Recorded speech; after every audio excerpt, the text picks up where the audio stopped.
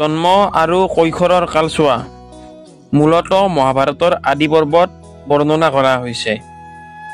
ভীষ্ম কুৰু ৰজা শান্তনু আৰু তেওঁৰ প্ৰথম পত্নী গংগা দেৱীৰ একমাত্ৰ জীৱিত সন্তান আছিল।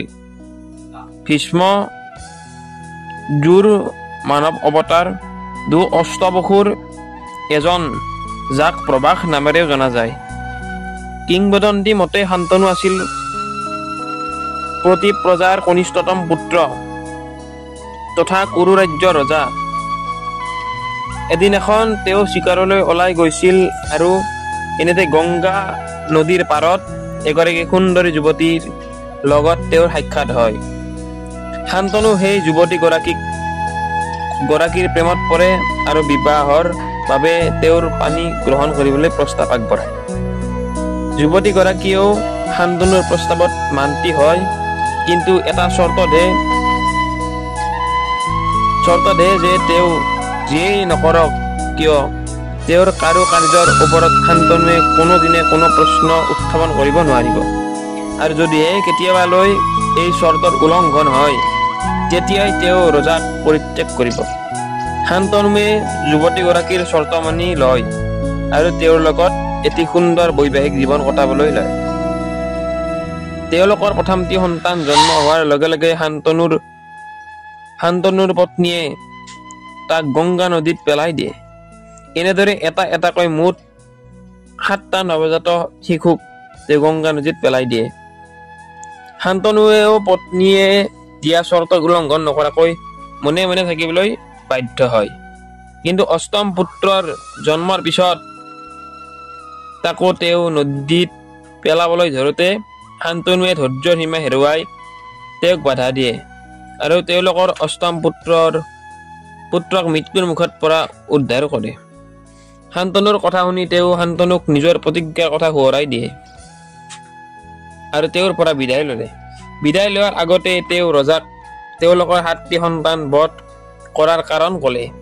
ইয়াৰ আঁৰত থকা ঘটনাটো এনেধৰণৰ: এসময়ত সৰগৰ অষ্টবসুৱে তেওঁলোকৰ ভাৰ্যাৰ সৈতে প্ৰমোদ ভ্ৰমণৰ বাবে এখন বনলৈ গৈছিল।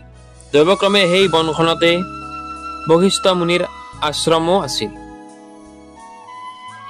এনেতে বশিষ্ঠাশ্ৰমত চৰি ফুৰা নন্দিনী আছিল সুৰভীৰ জীয়াৰী। সুৰভীৰ জীয়াৰী নামৰ গাইজনীৰ সৌন্দৰ্য দেখি অষ্টবসুৰ এজন দূৰ পত্নী বিমোহিতা হয় আৰু নন্দিনীক নিজৰ লগত লৈ যাবলৈ ইচ্ছা প্ৰকাশ কৰে। তেওঁৰ ইচ্ছা পূৰণ কৰাৰ খাতিৰত দুৱে বাকী 7জন বসুৰ সহায়ত নন্দিনীক চুৰ কৰিবলৈ চেষ্টা চলায়। এই সকলোবোৰ কথা গম পাই বশিষ্ঠ মুনি ক্ৰোধান্বিত হৈ বসুসকলক অভিশাপ দিলে যে তেওঁলোকে পৃথিৱীৰ মনুষ্য জন্ম ল'ব লাগিব। অৱশেষত ভুল স্বীকাৰ কৰি অষ্টবসুৱে মুনিজনাৰ ওচৰত সকলো কাকুতি মিনতি কৰাত মুনিয়ে 7জন বসুৰ অভিশাপ ছুটি কৰিলে, অৰ্থাৎ জন্মৰ লগে লগে তেওঁলোকে মুক্তি লাভ কৰিব পাৰিব। আনহাতে দুৱে দীৰ্ঘকাল মনুষ্য জীৱন কটাব লাগিব, যিহেতু দুৱেই এই চুৰি কাৰ্যৰ প্ৰধান নায়ক আছিল। এই দুৱেই অৱশেষত ভীষ্মৰ ৰূপত মানৱ হৈ জন্ম গ্ৰহণ কৰে।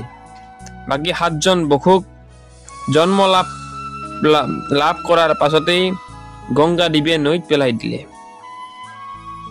আৰু মুনিয়ে কোৱাৰ দৰেই সিহঁতে জন্মৰ লগে লগে শাপমুক্ত হয়। শান্তনুৰ সেই পত্নীগৰাকী আছিল গংগা দেৱী।